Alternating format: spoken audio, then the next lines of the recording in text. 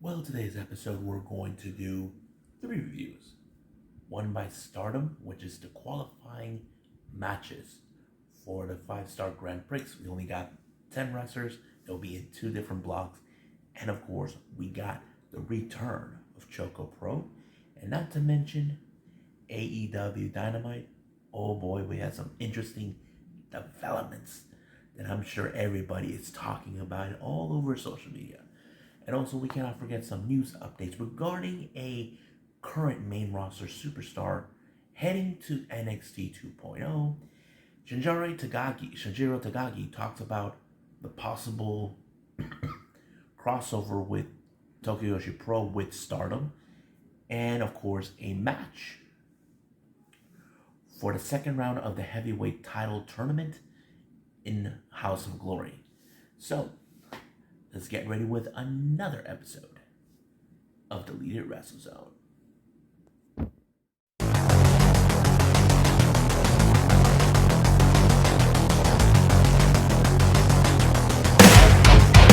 Are you ready? Get up, get up! Get up, get up! Get up, get up! Get up, get up! Get up, get up! Get up, get up!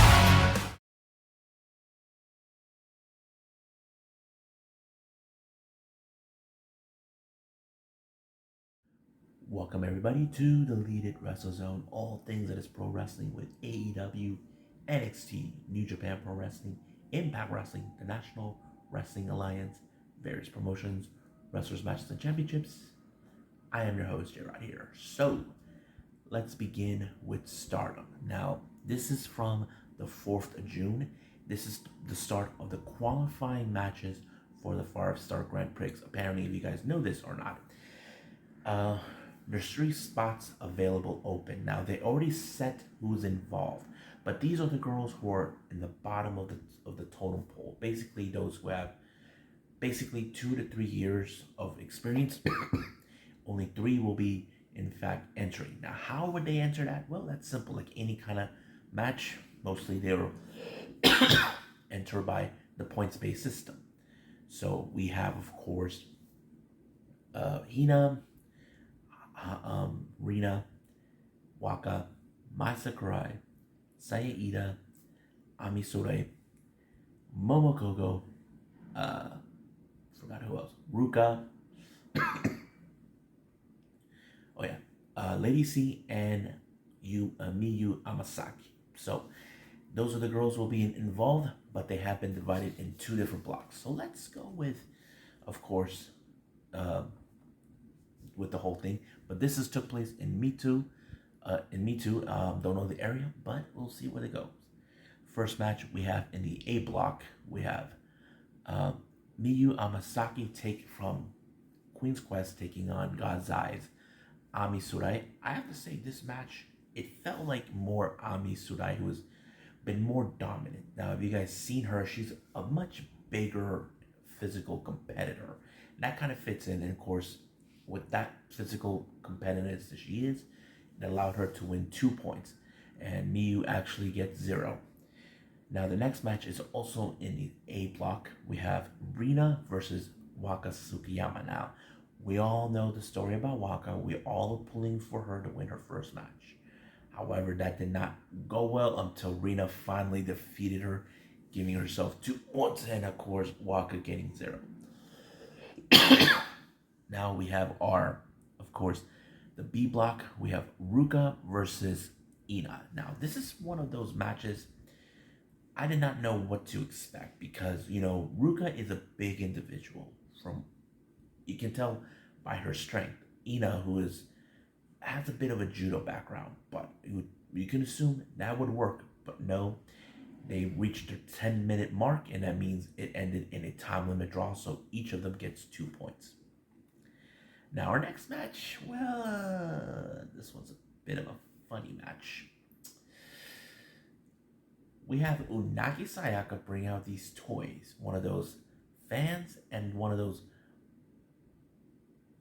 toy hammers, big ones that you see in a cartoon. I don't know what the purpose was those, but she was supposed to be in a three-way with Suzume and Koguma. And this match went into a much of a funny, bizarre position.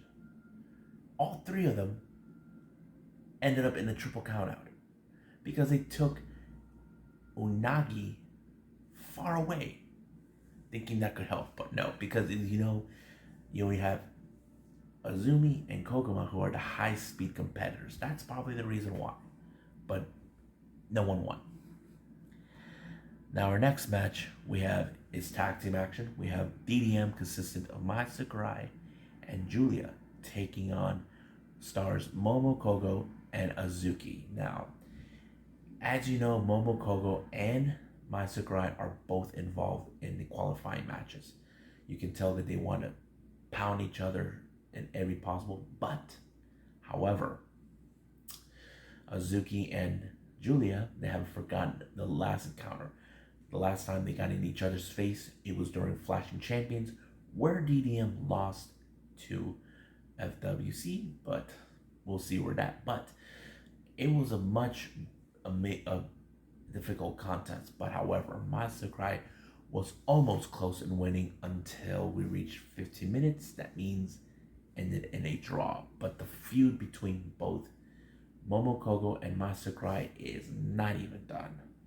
Or Julia and Azuki, but we'll see where they're gonna go with that. Next match, we have Cosmic Angels, Mina Shirakawa and Tam Nakano taking on God's Eyes, Mirai, and Suri. Now, you know this match is gonna end in God's Eye's favor because God's Eye has been one of the most newer dominant factions right now, currently in Stardom. As you know, they're like right now catching up with DDM. As you know, Suri and Mirai were once members of DDM until they fled. Suri left to form her own, Mirai followed. But it was Suri who picked up the victory by pinning Mina Shirakawa. But Tam Nakano has one thing in mind right now that she knows she has to pursue. But right now she can't because she's focusing on her next match. And that is, of course, the red belt. So we will see that sooner or later. Now our main event, we have DDM, Natsupoi, Himeka, and Maika taking on Queen's Quest, Lady C, Utami Hayashida, and Saya Kamitani. Now, much of the focus in this particular match was on Lady C because, as you know, before she joined Queen's Quest, there were speculations that Lady C was going to join DDM. Now, that was one of the possibilities I mentioned in the past. But because of what happened with the attack with Julia on her and Mai and Waka, when her reveal meant that it was her behind it, Lady C made the choice to, of course, join Queen's Quest. But however, Maika's taking satisfaction on her knowing she can't even win a big match. We know she has won good matches recently, but not the bigger ones. But the real question is, Hima Boy has not been in a good place, not since losing the artist belts, but we'll see how that goes because right now DDM are getting a bit momentum, but not the bigger momentum. Since right now, in this case, Tekla is going to be out for 2 to 3 months due to an injury, and we don't know when she'll be back. But I'm kind of curious about everything else. So I think that's pretty much it. So let's move on with ChocoPro.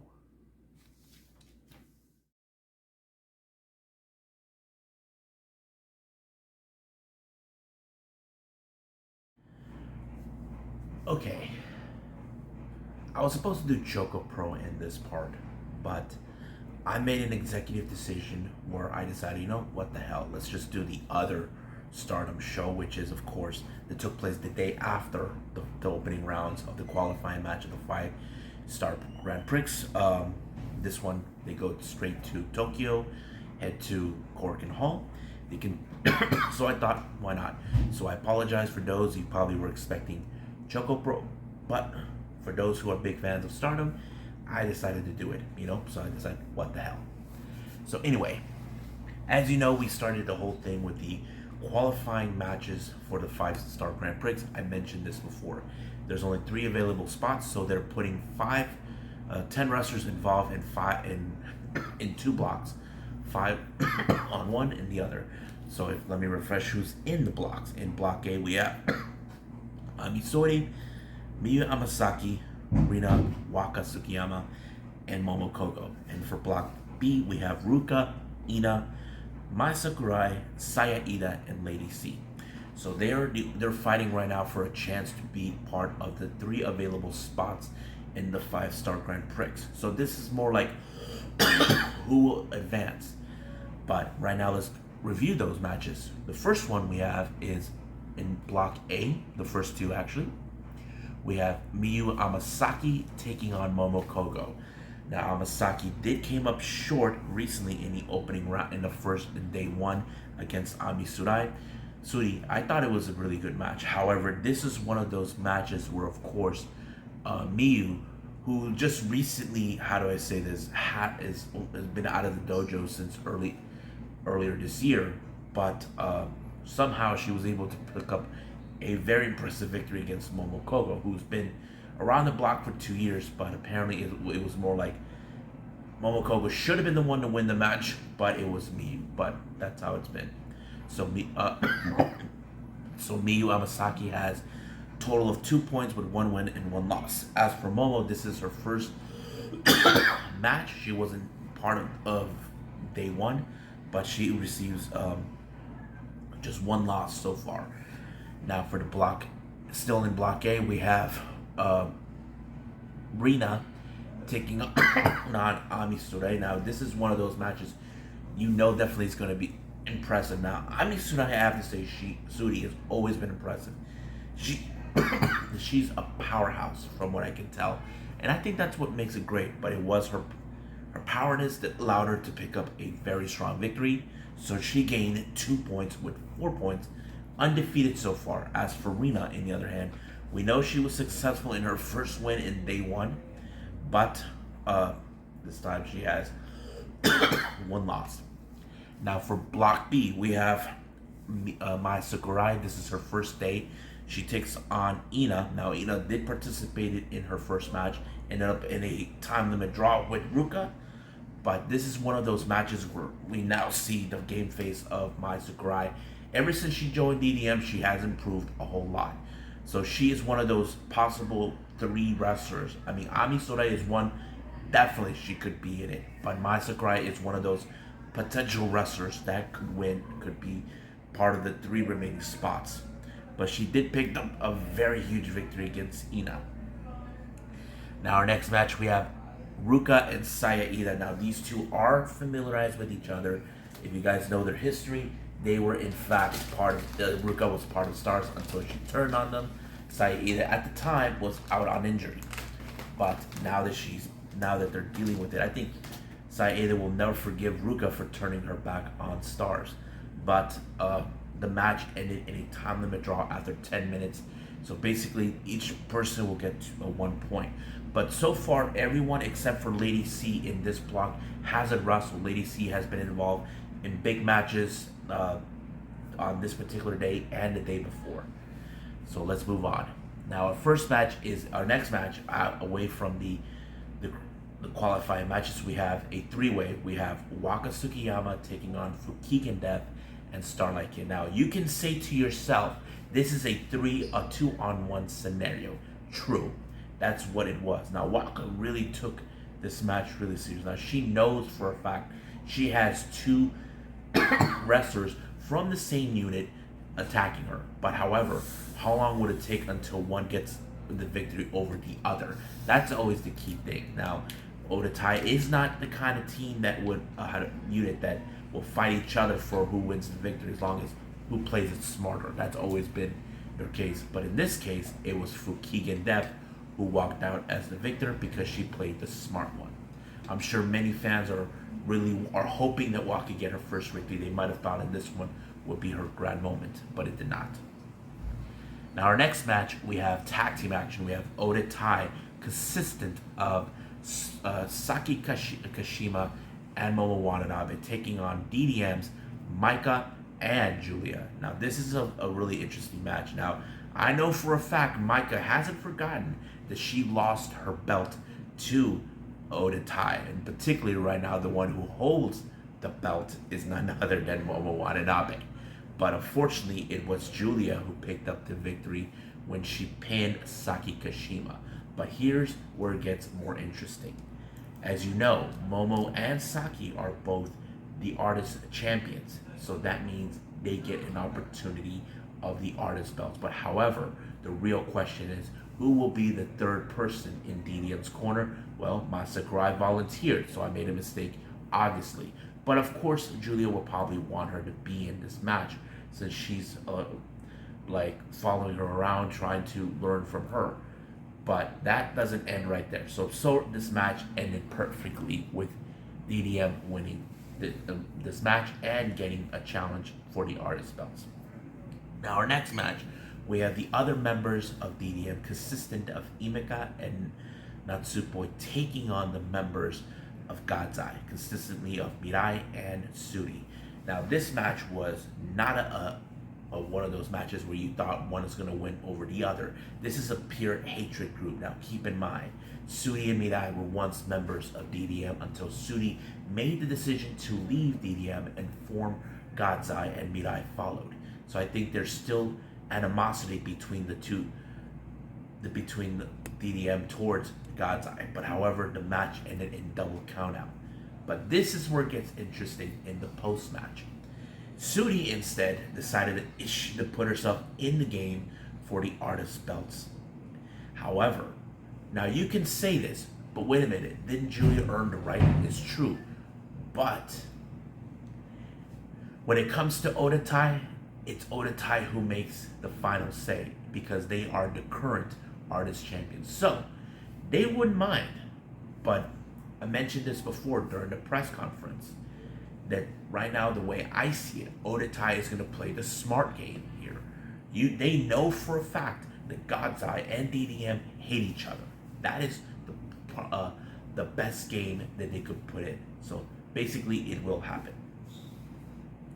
Our next match, we have Stars, consistent of Hanan, Koguma Azuki, and Mayu Iwatani taking on Queen's Quest, Lady C, Utami Hayashida, Azumi, and Sayakami Tani. Now, this is a very interesting matchup because, as you know, they have been back and forth. But however, the only people that mostly enjoyed back and forth is Koguma and Azumi. The reason I say that is because Azumi and Koguma are both high-speed wrestlers.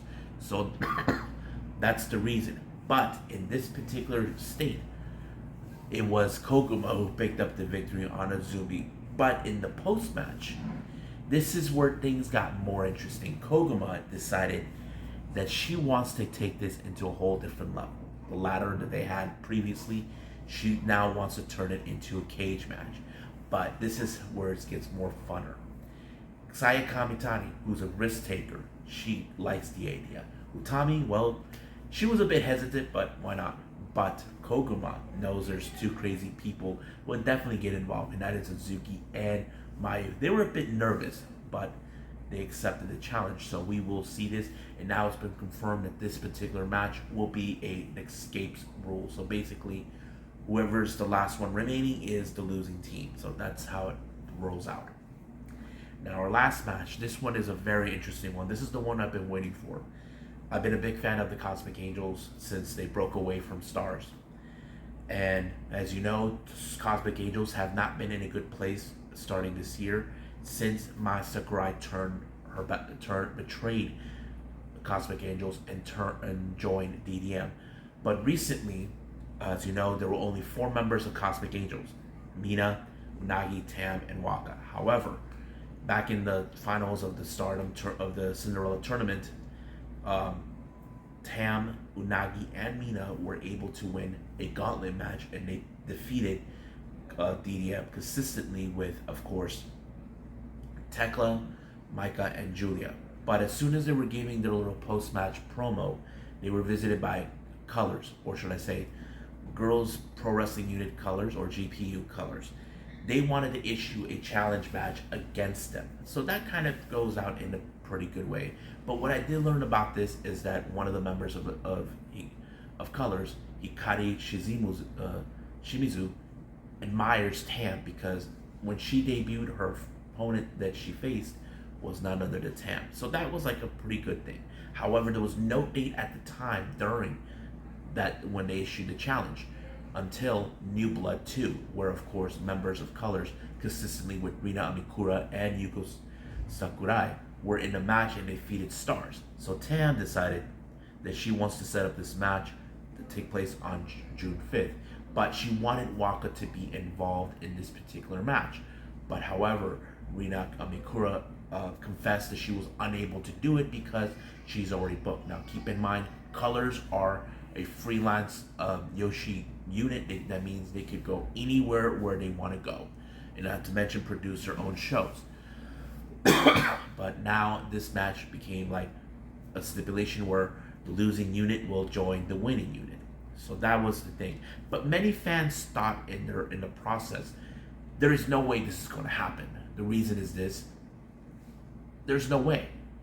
But over time, what I learned about this is that Stars and Cosmic Angels and Colors are almost the same. They're like similar in every aspect. They're colorful, they're cute, they're danceable, and they're strong. And I think that's what makes this match great. But most of the time, I've been seeing Hikari Shimizu getting in the face of Tam Nakano, like trying to prove how strong she's been from 5 years ago. That's how they first met. Of course, there were some great moments of this, but it was Hikari who suffered the loss when she got the violent screwdriver by Tam Nakano. 1, 2, 3, it was over. But what I did like in this, right after the match was over, in the post-match, Tam has learned a lot as a leader. As you know, some people thought she was a failure because of what happened to Mai Sakurai, but this time she's now playing a little smarter, from what I can tell. From what Tam proposes, instead of treating Colors as the lower group of Cosmic Angels, she wants them to feel equal to them. Not as subordinates or anything, but she's going to allow them to wrestle other locations. They remain the same as they are. And of course, Saki, on the other hand, really liked that. She was appreciating the generosity of Tam and she accepted her offer. So basically now we see Colors will be now integrated with Cosmic Angels, but however, they will operate outside of Stardom, but they want to shine more in Stardom.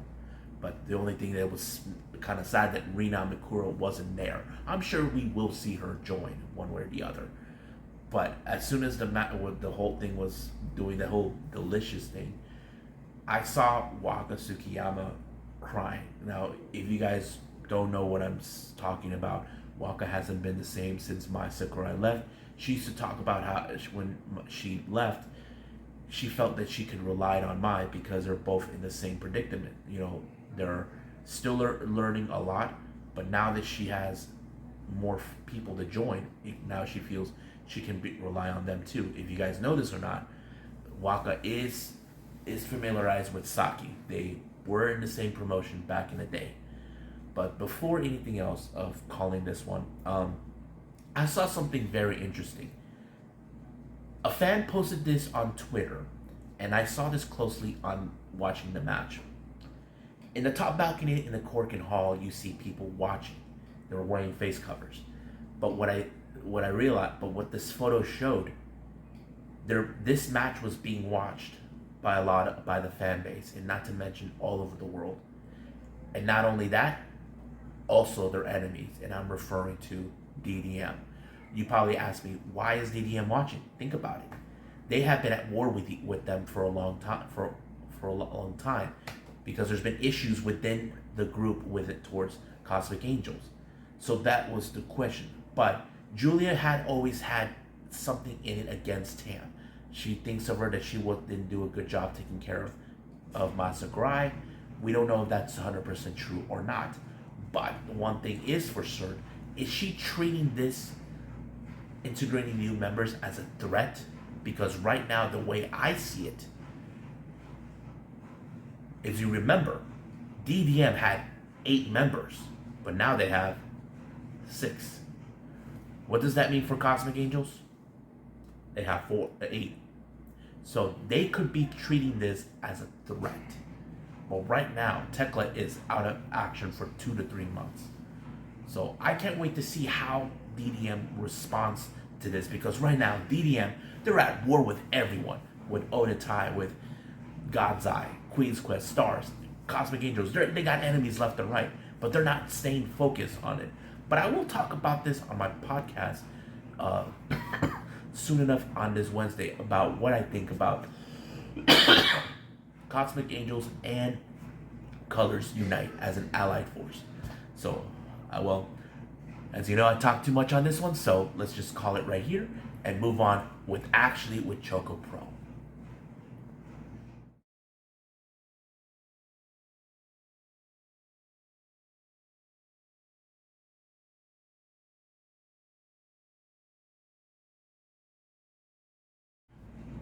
Well, ChocoPro is back, baby.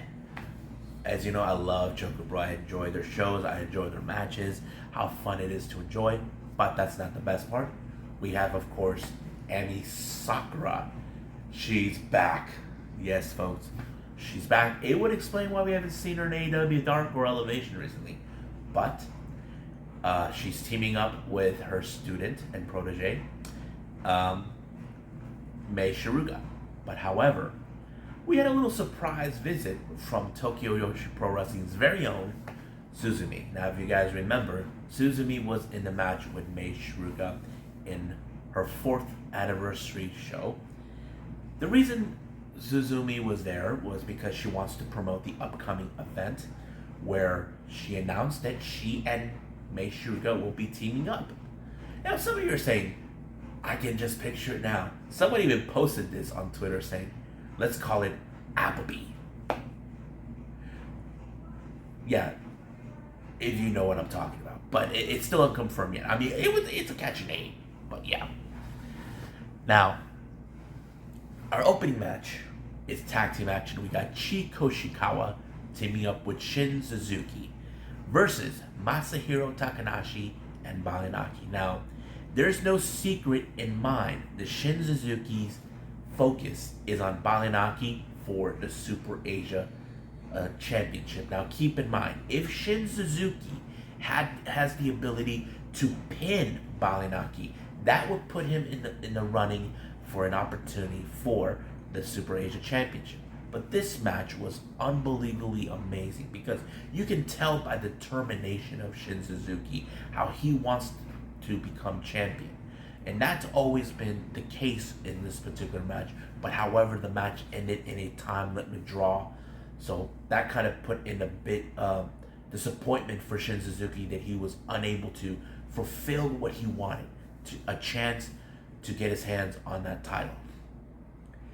Now our next match, we have Saruyi versus Antonio Honda. Now you know how this particular match would end. We know Antonio Honda, how he is, how he operates. He plays a little bit of the comedy routine in all his matches. That's always been his game. You know, it's no secret about that. But the way I would picture it is, I knew he was going to play the guitar. I knew somehow he was going to bring that fox biz. And of course, I knew he was going to fall for it. But what I had a feeling that it's going to end is where Antonio Honda was going to pick up a good victory on Sayuri. As you know, Sayuri has, over time, picked up good victories as tag team. But as singles competition, that's a different story. You know, but sadly, it did happen that way. So he picked up a good match. Now, our main event, we have, of course, Sayaka teaming up with Yuna Mizumori to take on the Killer Bees, the Killer Queens, should I say. We have Mei Shiruga and Emi Sakura. Now, keep in mind, this is one of those matches where, of course, we're seeing how Emi Sakura and Mei Shiruga have coexisted as a unit before. Keep in mind, Mei Shiruga has learned a lot from Emi Sakura for a long time, but this is where they put to the test. As you know, they haven't teamed up for a while. The last time they teamed up was in AEW Dark, where they faced off against Ryu Mizunami and Riho. So this time, it was pretty good. And it was, of course, Emi Sakura who picked up the victory to win for her team, and Killer Queens are victorious. Now, the Jonkin tournament was a very difficult thing to grasp because I could not picture who it was. Sadly, Balinaki did not win the first round. Michuga lost in the second round. But I think many fans were hoping that we're going to see certain moments in this match in the Jonkin tournament. But the last person I did not anticipate was Sayuri to win. So she ended up facing against her opponent that she lost to, Antonio Honda. Basically, Honda put rock. Well, Sayuri went paper. So you know what that means? She wins the match. Now, in the post-show, Balinaki made a judgment call and asked Emi Sakura and Masahiro's permission over this. He can see how much Shin Suzuki wants to have an opportunity for the Super Asia Championship. So, with her blessing and asking permission, Emi Sakura granted the permission this match to take place. So this match will take place on June 18th. So we will see Shin Suzuki challenge for the Super Asia Championship. Now I'm going to assume that this is going to be a one match only, but it's still not yet confirmed. So I will follow this on Twitter and put that as part of the news updates, what information this will take place. So I think that's pretty much it, what we got with, of course, ChocoPro. I believe it's time to move on with AEW Dynamite.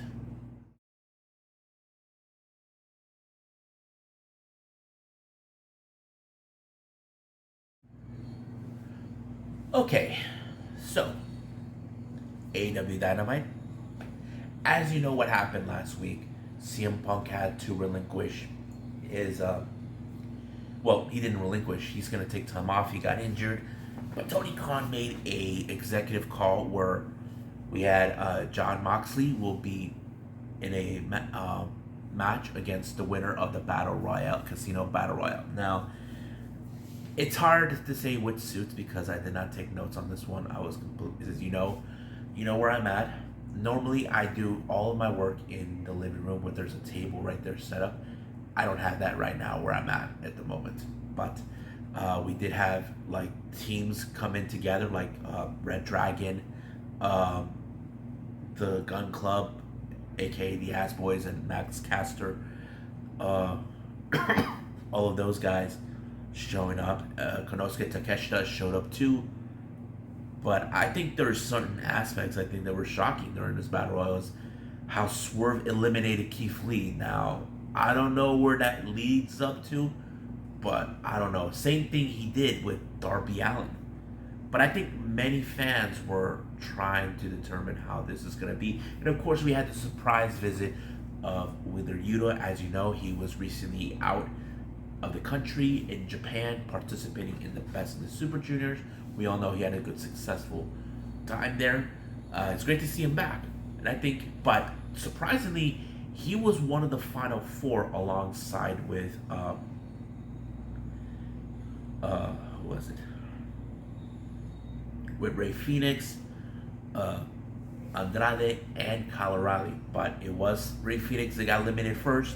And then after that, it was Andrade, and then finally Wheeler Yuta was the last one to be eliminated, leaving Kyle O'Reilly as the winner, who will face Jon Moxley to become the interim AEW World Champion. However, during an interview that Tony Khan conducted with William Regal, as you know, Regal has worked with all members of Undisputed Elite except for the Bucks, where he had, of course, Kyle O'Reilly, Fish, and Adam Cole. However, Regal is a bit more concerned because he's trying to make him understand, are you sure? Do you understand what you're getting yourself into? You are an impressive wrestler, but you're facing a guy who's a bit more violent. And I think that kind of puts it in a predicament. Now, Kyle O'Reilly, as you know, has worked his butt off to get where he's at right now. And I think that kind of puts it in a very interesting predicament. But the real question is, can he survive with the purveyor of violence himself, Jon Moxley? Well, that's going to be our main event. Now, as you know, Moxley did put out a little video. As you know, he is hoping for the one match he wants. The stars are aligning for him, so he knows he has to go through whoever he has to become the AEW Interim Champion. So that kind of fits in. However, now speaking of championships, to my surprise, and I think it's a good one, Tony Khan once again did it again. This time bringing out a brand new championship called the All Atlantic Championship. Now this is more of an international type of title, and apparently there's going to be a tournament to determine the winner for this title. But this match will take place in the Final Four at the Forbidden Door. So right now we already have Pac versus Buddy Matthews, and then we got Miro versus Ethan Page, Bento Scudo versus I forgot who else, and two people from New Japan. It's still unclear on whose part. So whoever wins in the qualifying matches, there's going to be a fatal four-way for this particular title. But speaking of that, we have, of course, Buddy Matthews representing the House of Black, taking on Death Triangle's Pac. I have to say this was a pretty brutal match because, as you know, Death Triangle and House of Black have been at war with each other ever since they first arrived. And I think that kind of tells us, you know, they're determined to win this match. But however, it was Pac who walked out the victor when he applied the broken arrow, giving him the advantage to win. And of course, right in the post-match, we saw the other members of Death Triangle, Penta and Phoenix, congratulating him, knowing that he made it through the qualifying match. But however, right on the ramp side of the stage, we saw the House of Black. Now, I'm sure Malachi Black is not a happy camper knowing that their adversaries have now made it through to that. But we know that the war is far, far from over. Now, I failed to mention his name in the Casino Battle Royale, Eddie Kingston. He was eliminated, all thanks to the Jericho Appreciation Society, more specifically 2.0, Hager and Net and Garcia. So he's now going at war with everyone as we speak. Now, last week on Dynamite, we saw we had the ROH tag team titles being on the line between the champions FTR, Dax Harwood, and Cash Wheeler taking on Roppongi Vice, Trent Beretta, and Rocky Romero. Now, Trent comes out saying that it was uncalled for what happened. So they plead their case saying they deserve a second chance because they are right about one thing. They did not win or lose. FTR comes out, agrees with them, saying, you know, you're right. We didn't win, we didn't lose. But FTR made a good, very point. This match in particular was interrupted by the United Empire. So they're saying, look, you should focus on them. They took that opportunity from you. But when we thought that everything was going to be exactly to be, all of a sudden, the wrestling world was shocked with the arrival of Will Ospreay. We did not anticipate that he was going to be there. We did see Khan and Jeff Cobb appear challenging for the ROH tag team titles. But however, Ospreay wasn't alone. He brought Ozzy Open, Mark Davis, and Kyle Fletcher along with Hinare, and they brutalized all members of TR and Trent Beretta. And so basically now the United Empire has made their presence known, and they're going to take names. But now it's confirmed that we're going to see Trent Beretta and FTR team up to take on the United Empire on Rampage. Now, our next match leads up to the debut of David Finlay and Hangman Page, but Adam Cole was in the commentary. Now, keep in mind, Adam Cole, I don't know what was his stake in this, but I have to say the match between Finlay and Hangman was pretty amazing. It was brutalized. exactly like we said. Now, the real question did remain. Where is Hangman Page's head now since losing the AEW World title? Well, it looks like he's in a good place. Not to mention that he finished off David Finlay with the buckshot lariat, but Cole, he was not happy with the idea. But it did give Hangman the possibility to win this match. However, he decides that he knows that he's self-aware that they're about the AEW World Championship, that he may not have it, it's not going to be on top of discussion. But he aimed for another title, the IWGP World Heavyweight Championship. However, Adam Cole is saying that that dream is not going to happen because Jay White is going to be facing Okada for that title. But Cole was trying to say that he's been on a roll, Hangman is not, that his time is up. But I wouldn't be surprised that sooner or later some things will change. Because the way I see it is this. Let's say Okada retained the title and Cole wants to have that title. That's kind of is going to tell us that. So we don't know exactly. We're just going to wait and see from here on out all the way to Forbidden Door what's going to take place. Now, we had 2 interviews that was conducted by Shivani. The first one was Thunder Rosa, as you know. She retained the title against Serena Deeb, but however, she did point it out like an open challenge against anybody. However, the person who responded is none other than the problem, Marina Sharif. So that's going to be interesting.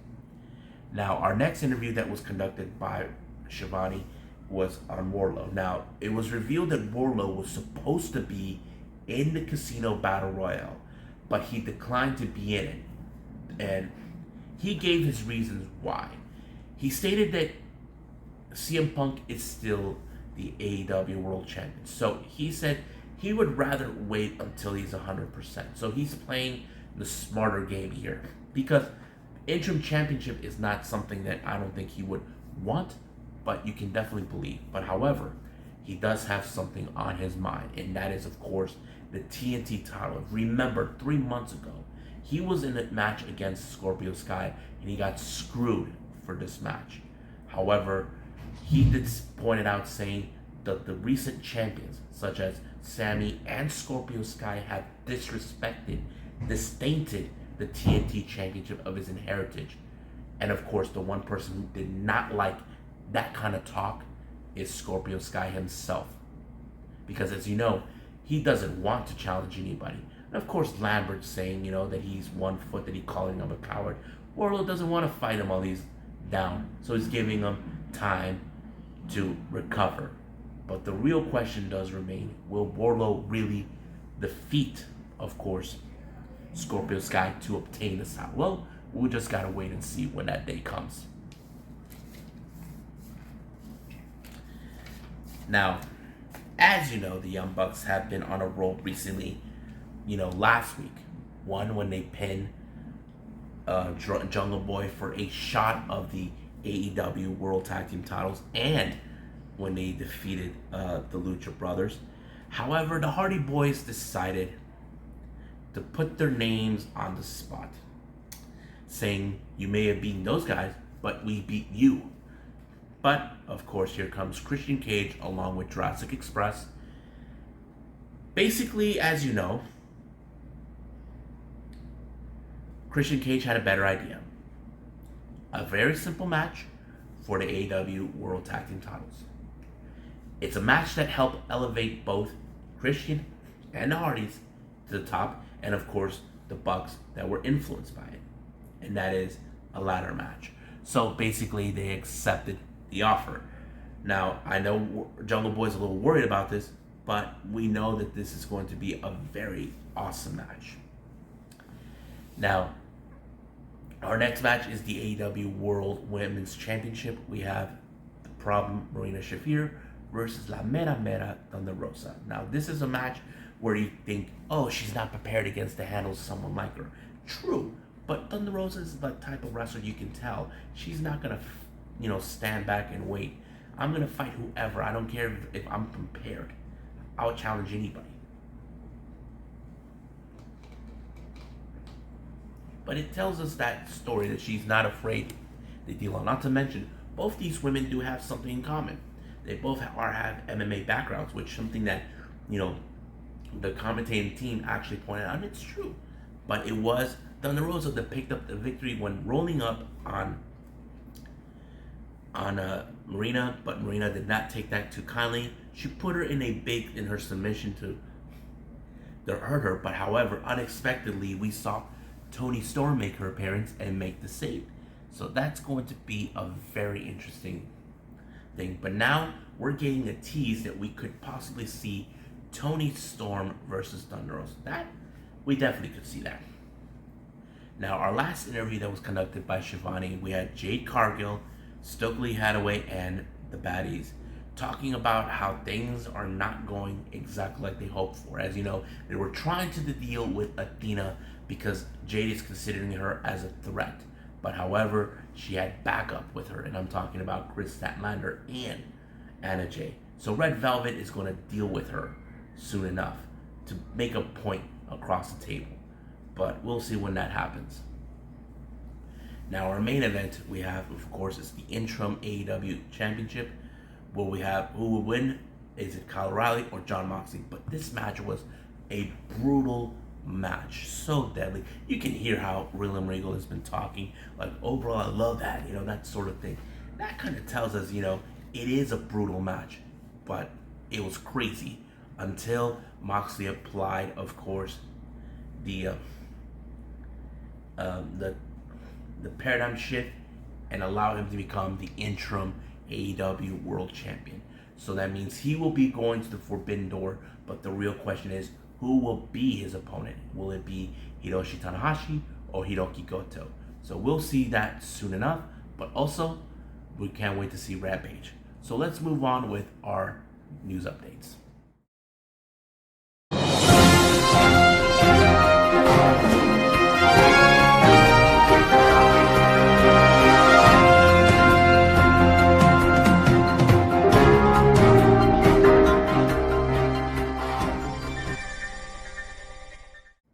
Okay, our last thing to do is the news updates. First things first, I want to give a congratulations to Xia Brookside on her engagement to her boyfriend. It was announced on Twitter, even NXT UK Twitter page has announced it, so congratulations. Now, on to business. House of Glory has announced for their Judas event that's taking place on the 25th of June. There's going to be the second round of the heavyweight title. We're going to see Eddie Kingston versus Jonah. Now that I definitely cannot miss. It's going to be one hell of a match. Now, our next update, we have Baba Tunde, formerly known as Commander Azees. It's been reported now by PW Insider that he's going to be demoted to NXT 2.0. Now, I don't recall ever him being on NXT before, but if he has, someone please tell me so I can look it up again. Now, there's this interesting developments that, as you know, Sanshiro Takagi, who is the president of Cyberfight, somebody asked him this question about the possibility of a crossover or crossing paths with Stardom, you know, having Tokyo Joshi Pro and Stardom crossing paths. But he did state it on an interview that Tokyo Joshi Pro works as an independent entity. I mean, they are a major promotion to be added, but they're nothing compare as Stardom, if you guys have noticed. I mean, you probably ask yourselves, why didn't it show up in the 60th anniversary of the Cork and Hall, of that 2-day event? I mean, it would make sense, because if you guys take a look at Tokyo Joshi Pro, but they're nothing. Like, there's no factions or anything, or heels, or that sort of thing. But there is, like, very uniqueness about the promotion that I like. So that's one of the reasons why. So if you guys ask yourselves that, then now you know the truth. So I don't know. I don't remember who posted it. I know it's not Shinjari Takagi who talked about it, but chances we will never see Stardom and Tokyo Joshi Pro ever crossing paths. Now, Warrior Wrestling has announced that we're going to see the Rascals reunion. As you know, Zachary Wentz has been released from the company due to the allegations that he was held against him. He will be teaming up with his longtime buddy Trey Miguel, and I'm excited for that. It's going to take place on the 26th of June for Warrior Wrestling 24. Now, I mentioned this before with Jersey Championship Wrestling for the Great American Birthday Bash. Another match has been announced. It's going to be Negro Casas and Gringo Loco taking on Volador Jr. and ASF. I'm kind of excited how this is going to be. As you know, Negro Casas is a legend in the Lucha Libre world. And as for Volador Jr., we know his extended family. His dad is a wrestler. His uncle is L.A. Park. So, and even his cousins are a part of the family. But yeah.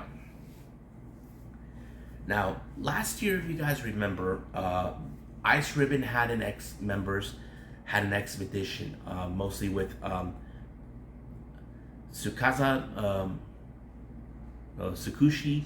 Haruka and Tsukasa Fujimoto. They ended up going on, along with Momokoko, they ended up on an expedition to Consejo Mundial Lucha Libre, or as we call it, CMLL. As you know, Ice Ribbon had entered a partnership with the promotion to bring in women's wrestling to both promotions. It was announced that we're going to have two of CMLL's women's wrestlers, luchadoras, to be heading to Ice Ribbon for an event taking place in Corkinhall on the 31st. So it's Stephanie Vakir and what's her name? Doris. So we're going to see those two from CML making their way to Japan. So this is something that I know it's been talked about, but now we're going to see that coming to a fruition. Now, in other news, as you know, we have Cyber Fight coming up soon on this weekend. Unfortunately, one of the participants in the Tokyo Joshi Pro Wrestling roster, Raku, won't be able to compete due to poor health conditions or physical conditions. So basically, I don't know who made the executive call. I'm going to presume Takagi. She's going to be out, but her replacement is none other is Yuri from Ganbare Pro. Now, some of you probably say, why Ganbare Pro? I mean, they could have put someone else. I mean, true, but the real question is, who's available at the moment? I mean, we know we have some big matches. Everybody's going to be involved in this promotion, but we'll see what happens then. So, Yuri, on the other hand, is very excited for this. I like to see how this interaction with Yuri and Tokyo Joshi Pro members are with this. So that's something I'm looking forward to. So I can't wait to see Cyber Fight. And I think that's pretty much it right now. So let's call it a day. Well, I hope everybody enjoys this episode. I apologize about adding the second day of the Stardom show, which is in Corkinhall, for more of this. Originally, I wasn't planning on that, but I actually did it. So I'm so happy I've done it. So I just decided, why not? Because I know some of you guys like when I talk about Stardom and all this. There are times I will throw in just strictly Joshi wrestling when I can to review, but that's how it is. Coming up, I do have Thursday wrestling. I probably will do that. We have, of course, MLW, NXT UK, and of course Impact Wrestling. I couldn't do it last week due to the fact that I was traveling from San Diego to Tijuana, Mexico, all the way to here to San Carlos. So basically, I couldn't do it. But now, I get to do it. So I'll see you guys on the next DWZ time. Same DWZ channel. I must bid all of you adieu. So, goodbye. Mwah. And have a nice day.